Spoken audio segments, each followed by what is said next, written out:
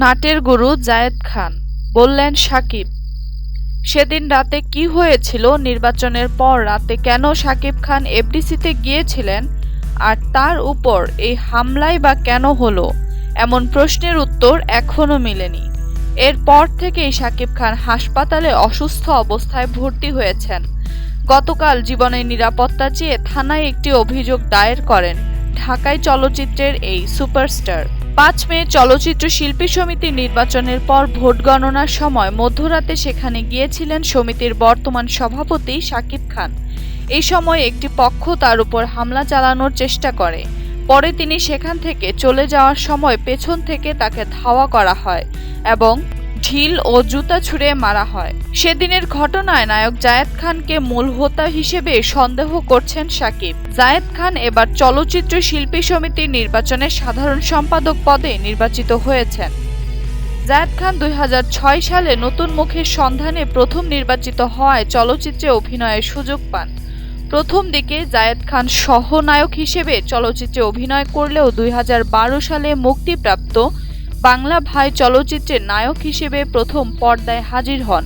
এরপর বেশ কয়েকটি চলচ্চিত্রে অভিনয় করেন নায়ক চরিত্রে।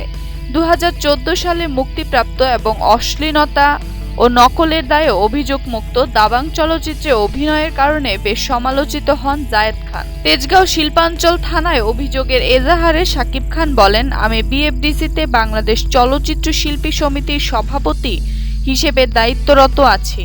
৫ মে এফডিসিতে চলচ্চিত্র শিল্পী সমিতির নির্বাচন অনুষ্ঠিত হয়।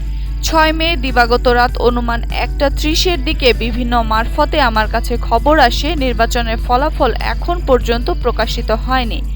আপিল বিভাগের লোকজন শিল্পী সমিতির অফিসের ভেতরে ভোট গণনা কেন্দ্রে অবস্থান করছে এবং বহিরাগত অনেক লোক সমিতির অফিসের বাইরে অবস্থান করছে।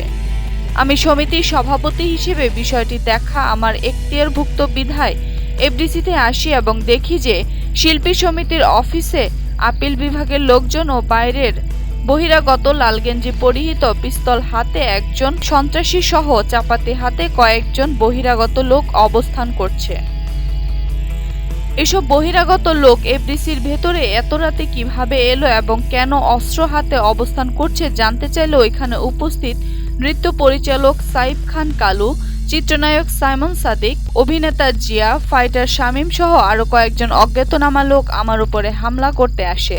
আমাকে ছুরি দিয়ে আঘাত করার চেষ্টা করে। আমার এক ভক্ত আমাকে রক্ষা করতে গেলে আক্রমণকারীর ছুরির আঘাতে তার হাত কেটে যায়।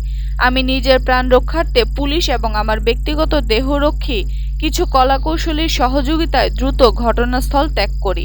তখন সন্ত্রাসীরা আমাকে মিথ্যা অপবাদ দিয়ে ধর বলে ধাওয়া করে। এজাহারে শাকিব খান আরও উল্লেখ করেন, বর্তমানে বিভিন্ন মারফতে আমাকে হুমকি দেওয়া হচ্ছে যে আমাকে মিথ্যা মামলায় জড়িয়ে হয়রানি করবে এবং রাস্তাঘাটে একা পেলে মেরে ফেলবে।